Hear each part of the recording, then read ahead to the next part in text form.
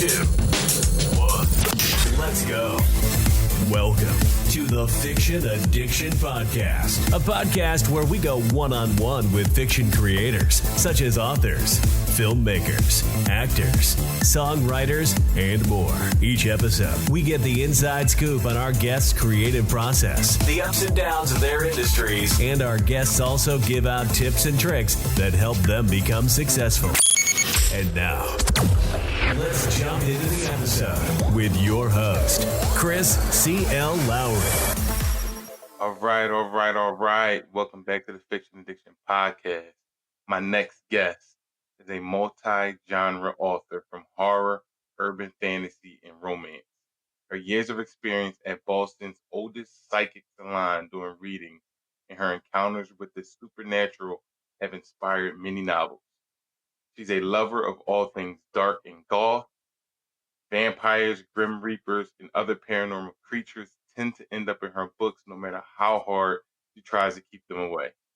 She currently resides in Charlotte, North Carolina with her hubby and their 2 dogs. By day, she is conquering the world of commercial insurance, but by night, she listens to the voices in her head telling her which rabbit hole to go down to find the perfect plot bunny. Ladies and gentlemen, Crymsyn Hart. Crymsyn, what is going on? Not much. How are you doing, Chris? It's nice to be here. Good. How are you? I'm good. Thank you for having me. Thank you for being here. So first and foremost, 2020. We are past the halfway mark of the year, and we are still at an unsure place when it comes to the COVID-19 coronavirus pandemic. I know some states are doing better than others when it comes down to slowing the spread of the virus, but as a country, we haven't yet been able to fully slow down the spread nationally. So how have you been holding up during this pandemic? Oh, man, it is hard. I had a writing group that, we'd see each other once a week. And Oh, wow. I haven't seen them in 5 months. You mentioned I do commercial insurance. So a couple days during the week, I was in the office, not doing that no more. I'm just working from home, which is fine. It's just the 2 dogs get on my nerves sometimes. But I think the hardest thing really is just not really going out and seeing everybody and actually, having the physical contact. And also, too, I can't go home. My husband and I were both from Massachusetts, and we've had some things happen, in this time. So we can't actually go home to be with family. So that makes it harder. Right. Wow. Hopefully it'll figure it out soon. Now, you mentioned the writer group. So how has the pandemic affected you as an author and obviously as a business owner, because you are an author? Yeah, it's affected me more on, I think, on the mental health side. It's really hard to focus where I have all of these great plots in my head, wanting to get down on paper, but it's with everything, the stress of it is just, It's very difficult for me to sit down and focus for long periods of time and get 1,000, 2,000, 3,000 words in, which is what I was doing, whether it's once or twice or 3 times a week, because I try to write when I can. So it's difficult. And of course, a lot of people have more time on their hands. So some people are reading, but there's the other side of it too. Whereas a business owner, a lot of people have lost their jobs. So they're not really going out and buying anything, which, I'm lucky enough to actually, my husband and I are both still working, and we haven't been laid off, but on the book side, it's really slowed down. So I just more try to write for me and to stay sane. Right, absolutely. So before we get into Crymsyn the author, I want to quickly talk about life doing psychic readings and also the supernatural encounters. So Sure. Where did psychic readings start? When did that start? Well, it's kind of a funny story. Back in the days where there were chat rooms on CompuServe, um, dating me back 20 years or so, um, I was kind of coming into the fact of I could see things and hear things and know things that people didn't. So I had found a kind of an online psychic group that was teaching how to like control abilities, and it was just like an online workshop. And the main gentleman who was running the workshop, we were talking one day after the class had finished, and he's like, "Oh, I really want you to come in and to interview as a psychic." And I'm like, "Okay, that'd be great, but I'm still in high school." And he's like, "Okay, well, come in with your mom, and we'll sit down and we'll see how you do." So he was in Boston, and I only lived like an hour or so away. So we went up, and I went into this, tea room, which was it was set up with different rooms, and psychics had their own tables. And so he brought me back and sat me at one of the tables and had me interview one of the psychics, which meant like I had to give her a reading, and I had no idea what I was doing. Oh, really? Yeah, because I hadn't really, I'd messed with cards and tarot cards and runes, but I didn't really know what I was doing. So anyways, I did the reading for her, and after the reading, he sat me down again because it was the first time I was meeting him in person too. And he's like, "Well, I want to hire you." I'm like, "Well, Oh, wow. yeah." So he's like, "Well, I'm like, that'd be awesome. But I'm still in high school." He's like, "Well, as soon as you graduate, you have a job."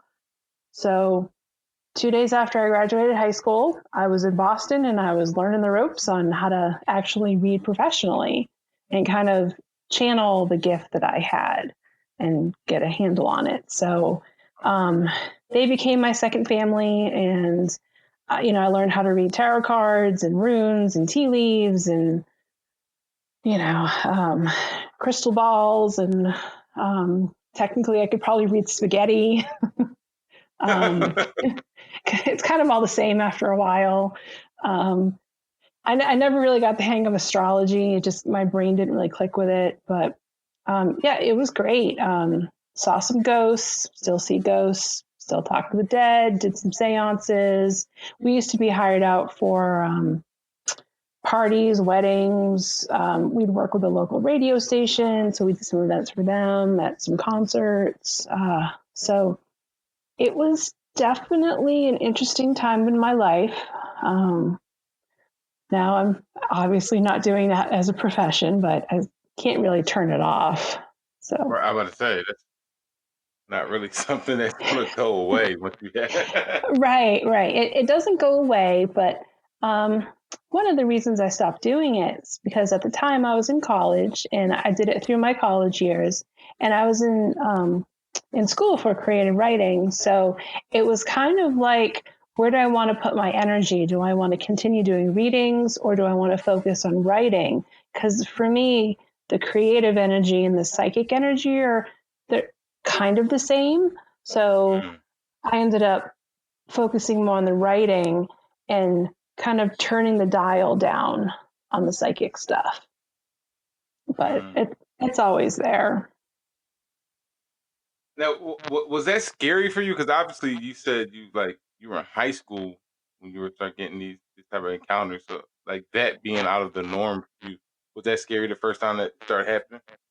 Yeah, oh, definitely. The first thing I actually remember seeing, I was 3, and I was at my grandmother's house, and it was sometime in, I don't know if it was the morning or night. I was too little to remember what time of day it was, but I remember looking over from my bed at the stair rail banister, and in between the spokes was a gremlin kind of sitting there curled up with really big teeth and really sharp claws.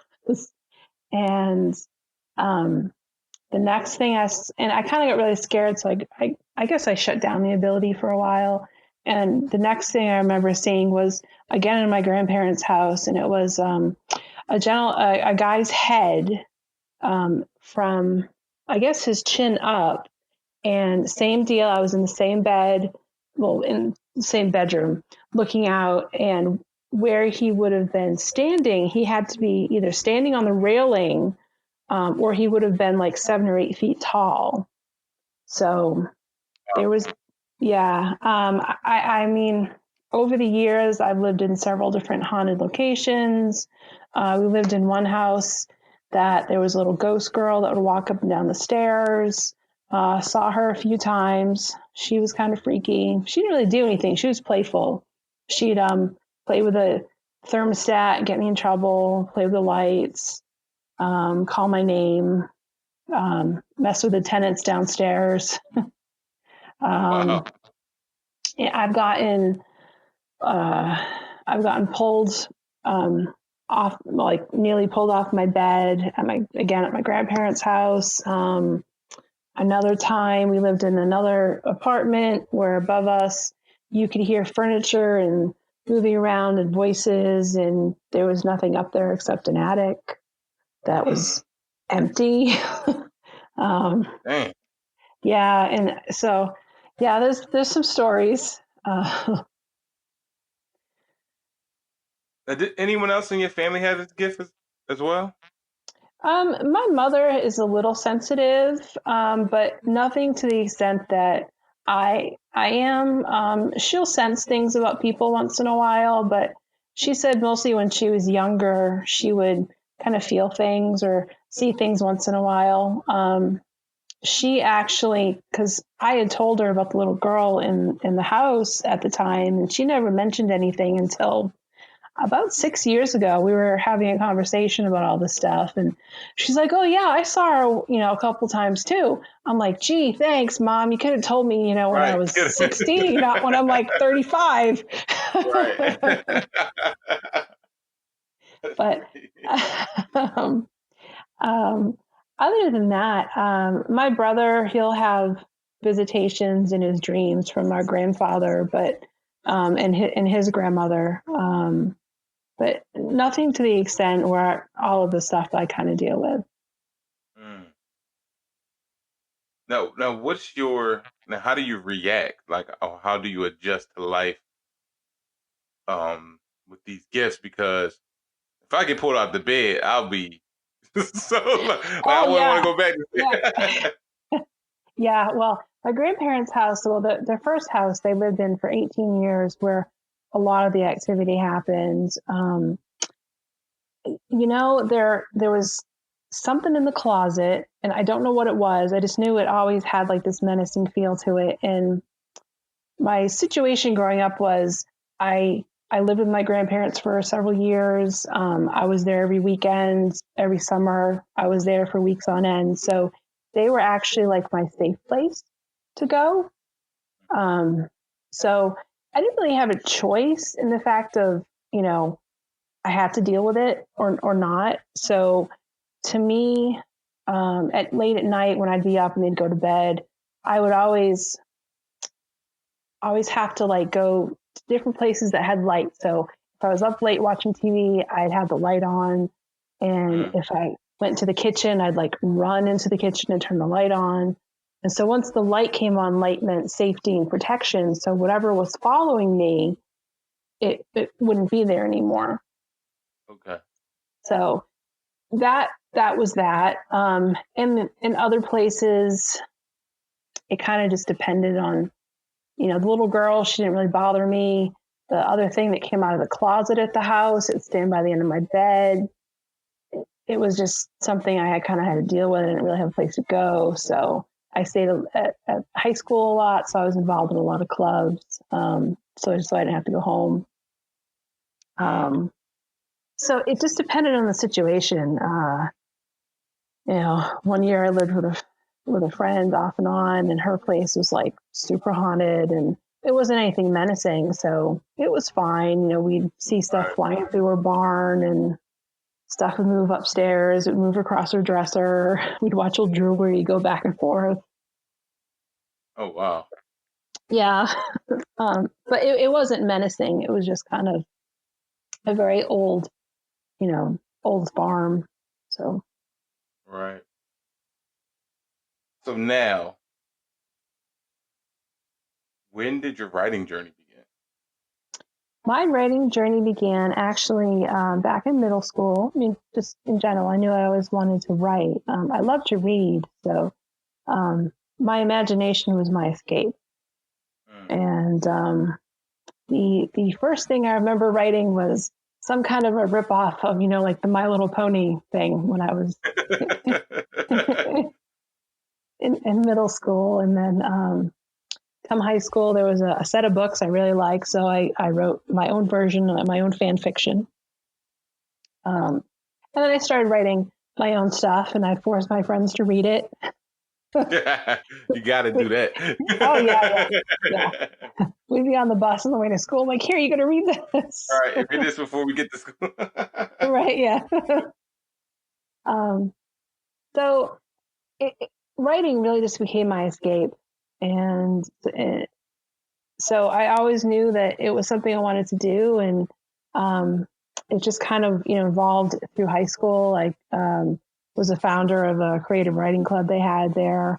And then, from there, my English teacher, she was great. She encouraged it. So did my grandparents. They encouraged, the writing too. They were all very creative anyways. Excuse me. So I just knew that it's kind of always, I just wanted to always share my stories with everybody. So I figured, well, that's what I'm going to do with my life. I'm going to, major in it in college and spend a whole lot of money and see how that goes.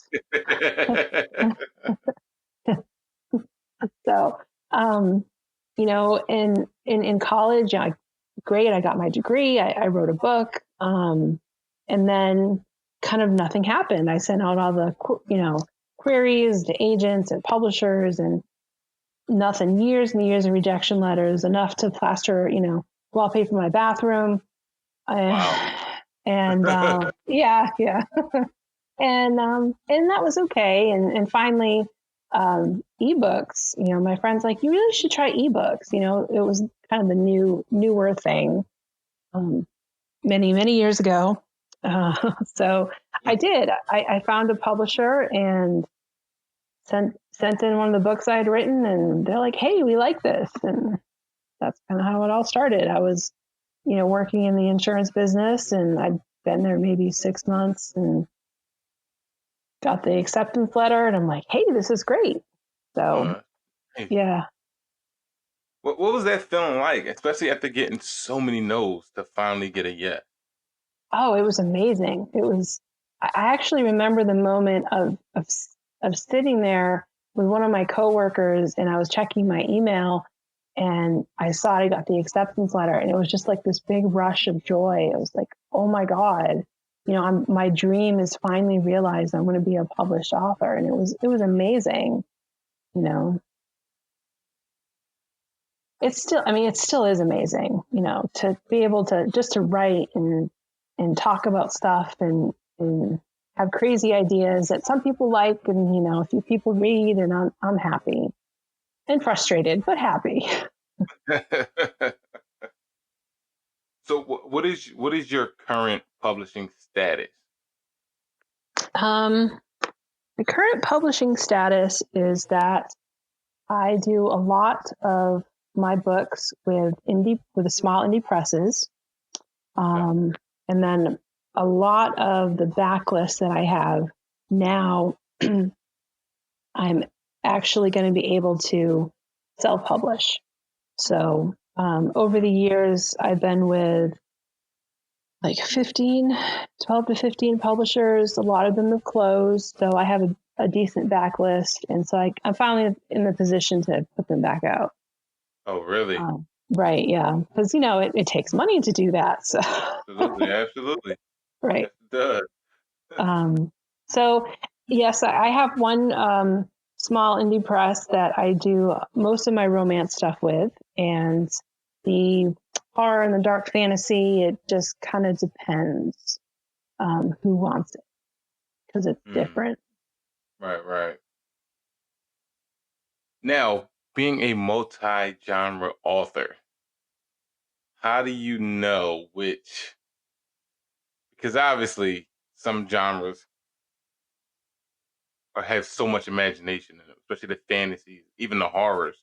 Um, so how do you know which genre you want to focus on? Because obviously there's also different success points with each of them. They're different reader groups with each of them, and some of them are way more involved than others. You know what I mean? So horror Yeah. readers, they are involved. Fantasy readers are very involved, and I would say romance even.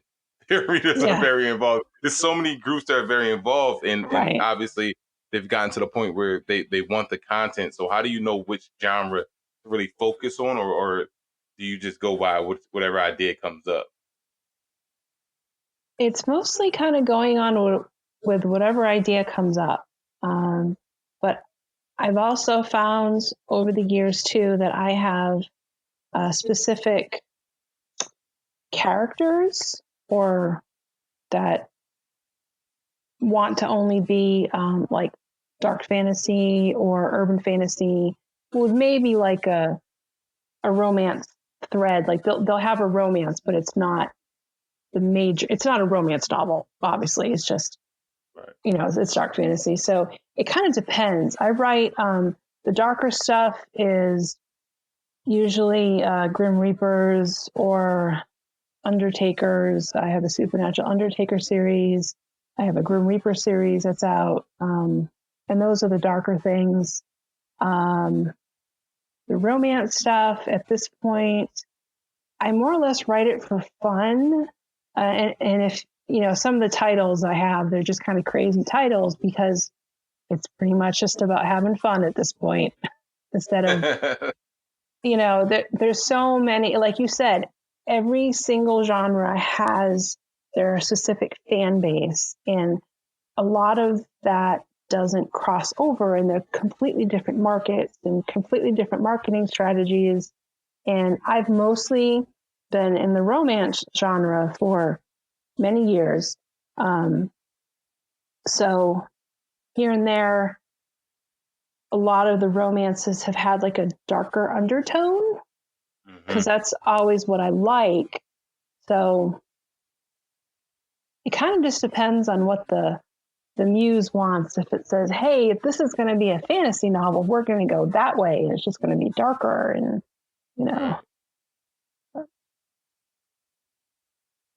What was the first genre you wrote? Technically, the first genre I wrote were horror novels. There was a Really? series of, it was vampire horror novels. But if you look at the covers, they're all beefcake. So I had sent them. So they're listed under romance, but the series is not a romance series. It's actually a horror series. Just because of the intensity, there's a lot of violence in it. There's some of the sex is like forced, but that's because of the situation. Right. So I had sent it in and they're like, oh, these are romance novels. And I'm like, no, they're not. But, oh, we're going to put these covers on here. I'm like, okay, the covers they're great covers for romance novels, but not for these books. So, yeah.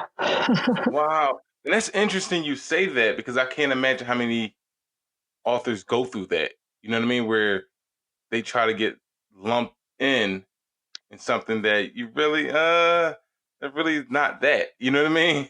Right. So how do you keep your creative freedom in a sense when you know what your brand is, you know what your story is, and you know what cover would go best with the story? How do you keep that creative freedom when dealing with publishers?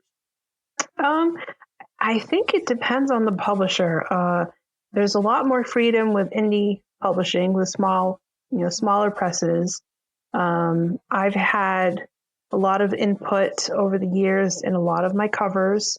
I'll give them 3 or 4 images that, hey, this looks good for this specific novel on the romance side, and they might use one of the images or not, or, one publisher knows me pretty well, so I'm just like, whatever you want. She usually, pegs the personality in my book pretty good. So I can't really talk about like the bigger publishers because I don't have experience with them. You know, I pretty much have had mostly good input with getting covers. There's been a few that I didn't really have a choice, but those publishers are no longer around, so I don't have to worry about them. Yeah. Now, your catalog is impressive. Thank you. You've written and published a lot of books. So Yeah. how many books have you written? I guess a rough estimate, because I know writers write so much that even unpublished. And how many have you published approximately?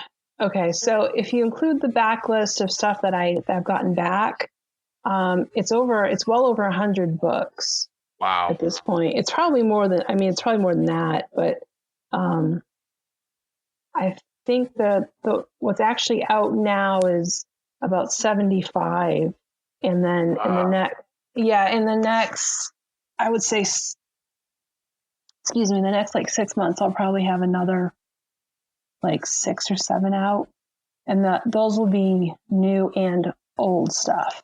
So I'm trying to get the old stuff back out. So yeah, That is yeah. How do I you used stay so motivated? gosh, I don't know. In the early days when I was doing, I could write. I could write really fast. I could do 4,000 or 5,000 words a day.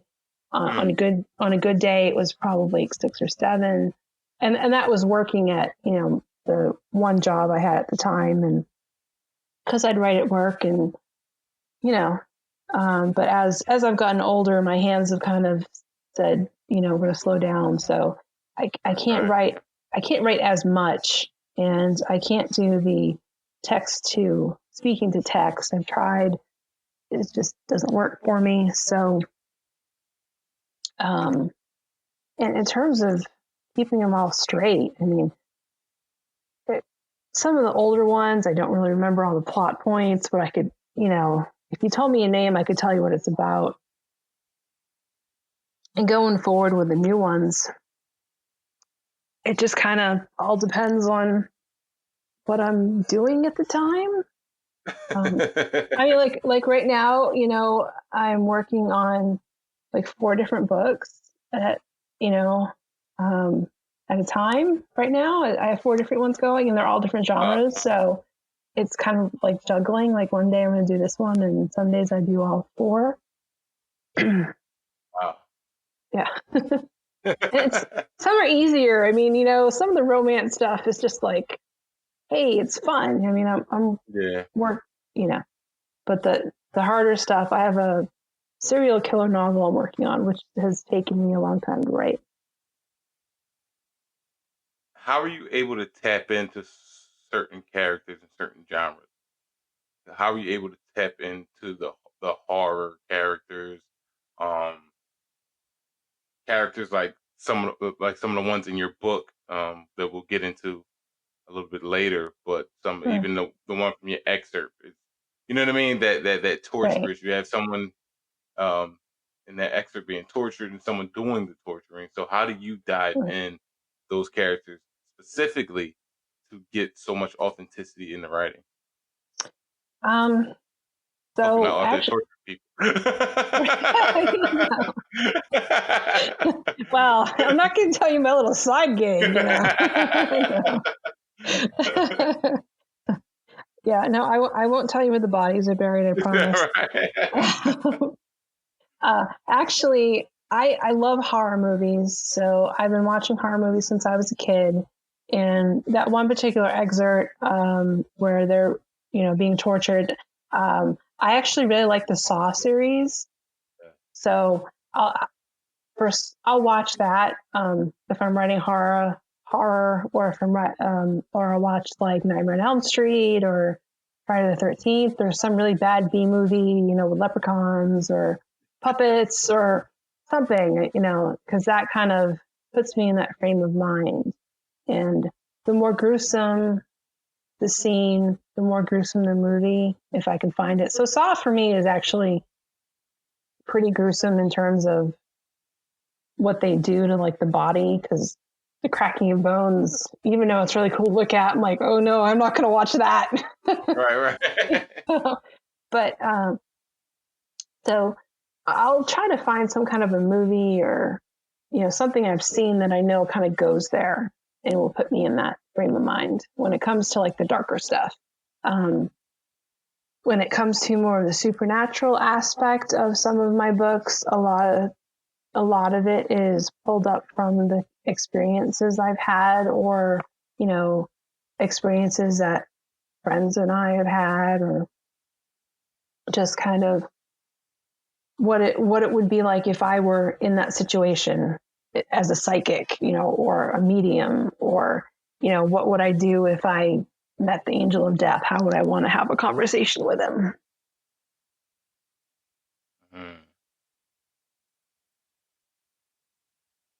Give me one writing tip that you would give an aspiring writer.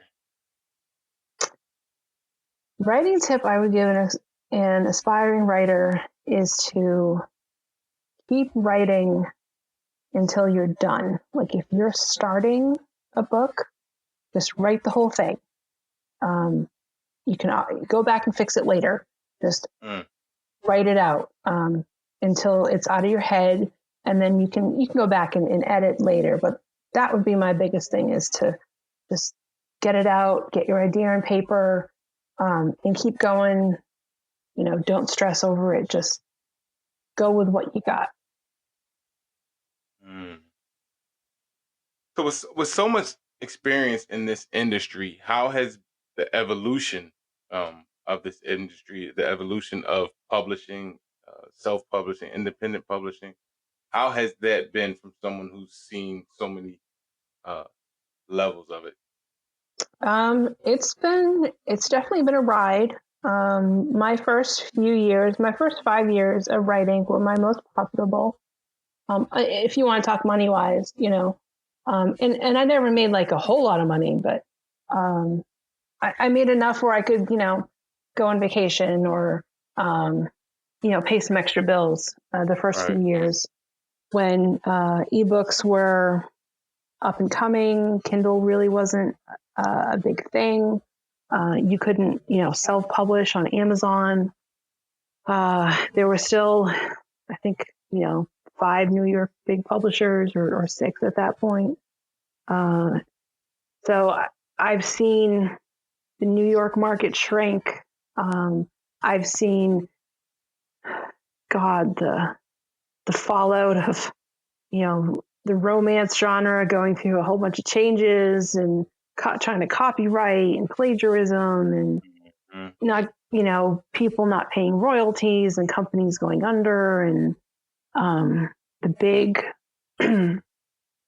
romance publishers going under, like Alora's Cave or Mundania or Phase, Sam Hain.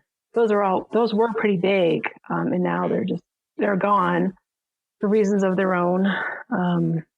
A lot of people back when I first started, self-publishing was not looked upon as favorably as it is now. Oh yeah, absolutely. Yeah. It's like if you self-published your book, 20 years ago, it's, you were buying your own copies to get your reviews and paying a whole lot of money and for it. And so it's definitely changed a lot in technology. Of course, now everyone wants everything. And the on the romance side, I'm sure too, everyone expects stuff to be cheap or free. But that doesn't pay royalties. So right, I was about to say, yeah. Yeah. And just the Amazon saying, hey, come and self-publish and do, Kindle Unlimited. It's opened up a world, of self-publishing to a whole bunch of people, which is wonderful. But the downside is that a lot of people don't spend the money to edit books. I'm sure that some of that's changing, but there's just a lot of not so good stuff out there. So the marketplace has just been flooded. And that's, I think, across the genre. So it's harder to be, the light, trying to shout into the void saying, hey, look, buy my book. Yeah. When you got thousands and thousands and thousands of people doing the same thing. Mm-hmm. And especially for me, I'm to be honest, I'm horrible at marketing. I can write. I'll sit there and I'll write a blog post. It's difficult for me to, actually do the podcast because I'm an introvert. I'm not an extrovert.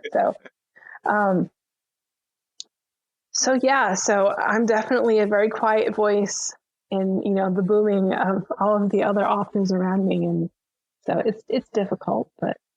And it's crazy because almost every author I talk to says the same thing. They say they're an introvert, and this industry has changed so much that authors have now become entertainers in a sense because people want to see you. People want to it's crazy. Right. No, it is crazy. And like I was having a conversation with one of my writer friends, and I'm like, I don't really do a blog much anymore because my life is kind of boring. These days I work from home. I have 2 dogs. There's not really a lot of ghosts popping in or anything. I don't do readings anymore. So it's really just about, hey, look, I swept the floor today because there's all this hair, or, oh, hey, look, there's this new laundry detergent I try. I mean, it's just kind of crazy. Hey, look, I talk about insurance because that's my job, but it's boring. So I don't really have a lot to say. I mean, I could, but there's some things that I don't like to talk about. Right, absolutely. Because we all have to have personal stuff. So yeah, and that's what a lot of people are lacking nowadays. Obviously, with our society, right, they make everything personal so public. Yes. People expect that from everybody, and like, no, that's not. It's not. Yeah. Well, it wasn't the norm years ago. Right. Yeah. No, you're exactly right. It's like, yeah. I mean, I have a Twitter account, Instagram, and all the stuff, but I'll post a picture of my dog, but I'm not going to post a picture of, my latest outfit. but that's just me. Post every meal you ate throughout the day. Oh yeah, that's just not me. I mean, some people, that's awesome, and I look at those pictures and go, "Oh my god, I wish I could actually cook, or make it look pretty." Right, exactly. But that's just not me. So, I'm not really doing all that in the house just to take a picture. Right, yeah. And I'm like, if I'm going to bake, like my husband's not going to eat it. I'm like, I am not going to eat a whole cheesecake. Right. So. Now, your book, Forest of Bones. Yes. Let me jump into the synopsis real quick. No problem. It's Kaya, right? Yes. Yeah. I'll make sure I pronounce it right. Yeah, so no, you're right. Kaya is the only one of her kind, a hybrid vampire and magician. A demon from days past is trying to free its banished brethren from the dark realm by an ancient sun god. Kaya is the key to freeing them. So then we jump in to obviously more characters, but then it says old ghosts are stirred up, magic is growing wild, mysteries from ages past resurface, revealing more questions about Kaya's heritage and how she's entwined with demons. And it asks, can she reconcile the past, or will the demon claim everything she holds dear, including her soul? So now I'm trying to figure out where to start because I want to start. Where I want to start, I'll jump into that later. But sure. Tell me about the title first. The title, Forest of Bones, is actually a real place in the novel. It is something, the title actually came from a mixture of two other book titles I had seen. And I'm like, oh, hey, this would be really cool as a title itself, which actually became an actual location in the book. The location in the book is, it comes about where this magic spell gone wrong happens, and the magic kind of races along the ley lines of the land and rebounds. And as it rebounds, it sucks in all the life of the forest and turns everything in it into bone. So all the trees are actually bone. Wow. Yeah. And so it becomes a haunted forest, basically, because it's, kind of cursed. So. What was the inspiration behind this book? The inspiration behind the book. So the first scene of the book was actually a dream I had about Kaya, and she's sitting up in the tree and she's kind of looking down at these group of hunters, and they're talking, and that was kind of the dream. I really wanted to find out more about, why was she watching them? What are they talking about? Why is she kind of drawn to them? So, excuse me, that was kind of the first aha moment of coming up with just the opening scene. I'm sorry. And I wanted to do something with vampires because I hadn't written an actual vampire novel in a while that was just gritty and, vampires killing people instead of the romance side. So I wanted to bring the vampires into the fantasy, the dark fantasy realm, which is something I hadn't really done before. So that was kind of the inspiration, was like, how can I take this one scene, mold in the vampires, and make it a fantasy novel? So I kind of worked around that until I got the outline of the plot.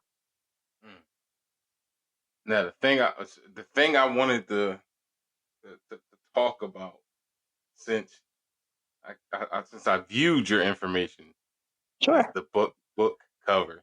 That book cover is amazing. Oh my god! It is it is amazing. And I had yeah, I actually have my publisher to thank for that. She emailed me and said, here are 3 book covers I think you might like. Go look at them and tell me which one you like. And she had already actually picked this one out. And I said, oh, that one would work. It just kind of covers all the bases in the book. So it was, I think she bought it from a pre-made cover site.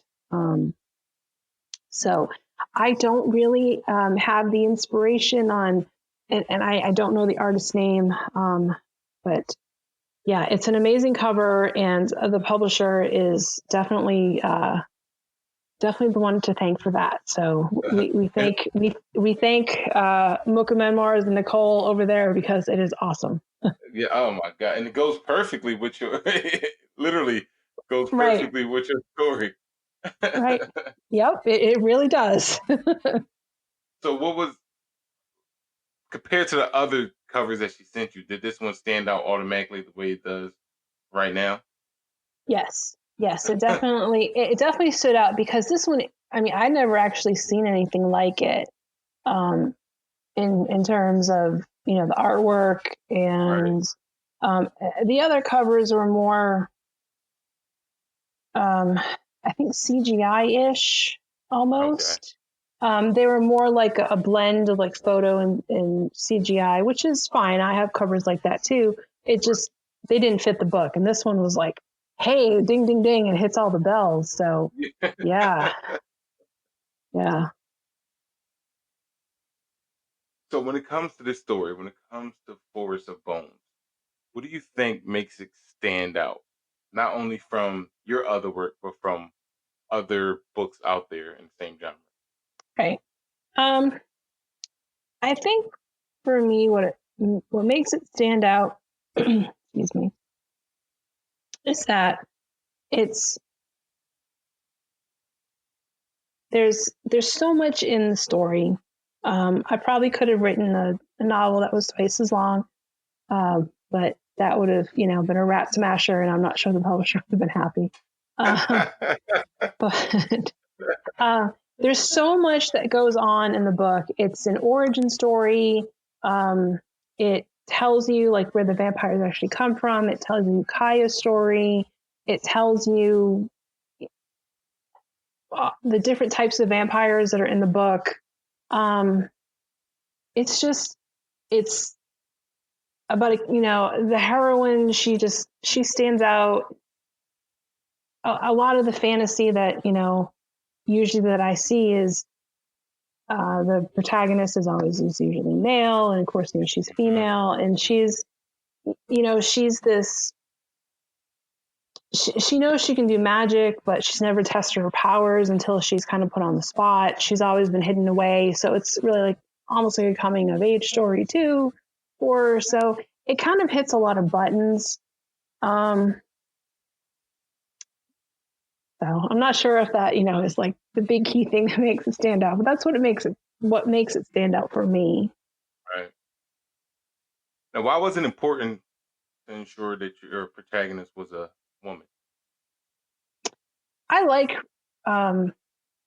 reading and writing about as the hero that sorry, it's getting a little late.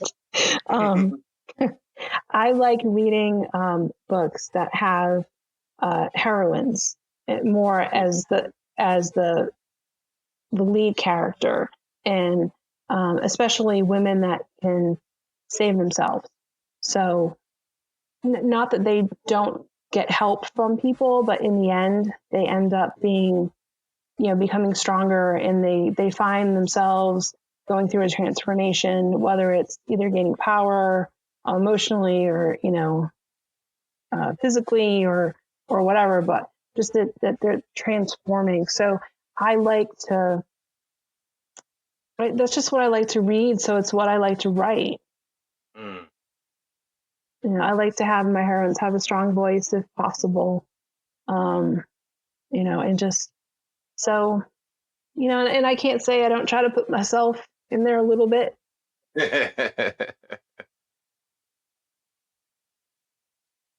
And what date does this book drop? August 7th. So next week. 7th, next week.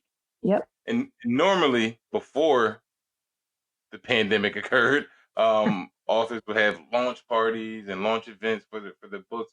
What is your plan for August 7th? Obviously, because we're in a pandemic and we do still have certain quarantine rules, regulations. Right. The plan is to spread the word far and wide as much as I am able to. And I had planned to do a reading of the book and like just post it on YouTube. To probably do some type of contest or giveaway, one of the books or a gift certificate or something. Just kind of really depends. My day job's been a little crazy lately, so I haven't really been focusing on the marketing because unfortunately with the pandemic, there's also a lot of insurance claims. Yeah, I can imagine. So by the time the workday comes to an end, it's like, yeah, I'm gonna do the wife thing and try to write and then just maybe focus on it tomorrow. Right, to keep pushing it. Right, and honestly too, I moved my website over, so it took me about a month and a half to finish all of the books and the pages and get that set up. So I've been working on that, and I think I finished it a couple weeks ago. So I'm trying to reevaluate what I want to do for marketing in general. Now, is Forest of Bones, is this going to be a series or is this going to be a standalone? Right now it's right now it's a standalone, but there are a lot of different stories that can evolve from it. And my publisher asked me the same thing, if it was going to be a standalone or a series. And I said, well, honestly, if it sells well, then I'll write something else. Because unfortunately, these days, that's kind of how I write. Unless it's romance. And if it's romance, I might plan a series. But with the darker stuff, it's usually, if it sells decently, I'll write you another one, because I don't want the publisher to waste money on something that's not going to sell, from edits and cover art. And so, yeah. Yeah. Unfortunately, I could write several different more stories that are in the world, because the history of the vampires spans like thousands of years. So. And what's next for you? What can we expect from you outside of Forest of Bones? The next thing that will be coming out are 2 backlist books. One is a romance novel called Awakening the Wolf, and that is a shapeshifter kind of fantasy novel. I have another one that will be put back out called Death's Dance, which is a Grim Reaper and psychic novel, and that one is also backlist. It's a more dark fantasy novel, so we're working on that right now. I'm working on another book for one of my romance publishers that is about alien vampires, but they're fun. So that should be hopefully written in the next month or so. Okay. Now tell everyone where they can get in contact with you, where they can check out your website, where they can order your book. Sure. I am on, of course, I'm on Kindle. So Amazon, I'm under Crymsyn Hart. Crymsyn is CrymsynHart. So that CrymsynHart.com, Facebook, Crymsyn Hart, Twitter, Instagram, Goodreads. Pretty much all you do is type in Crymsyn Hart and you can find me, because it's a weird spelling. So I usually pop up. That's where I'm at. All right. We want everybody to go out there and purchase Forest of Bones. It releases August 7th, but obviously you can pre-order it. So make sure you guys order the book. You will not regret it. You can check out the excerpt on Crymsyn's website. And we want to thank you, Crymsyn, for joining us today on the Fiction Addiction Podcast. Well, I appreciate you having me, Chris. It was a lot of fun. Thank you for joining us on the Fiction Addiction Podcast. Make sure you visit fictionaddictionpodcast.com for links on everything we talked about today, as well as awesome resources, additional tips, and Fiction Addiction merchandise.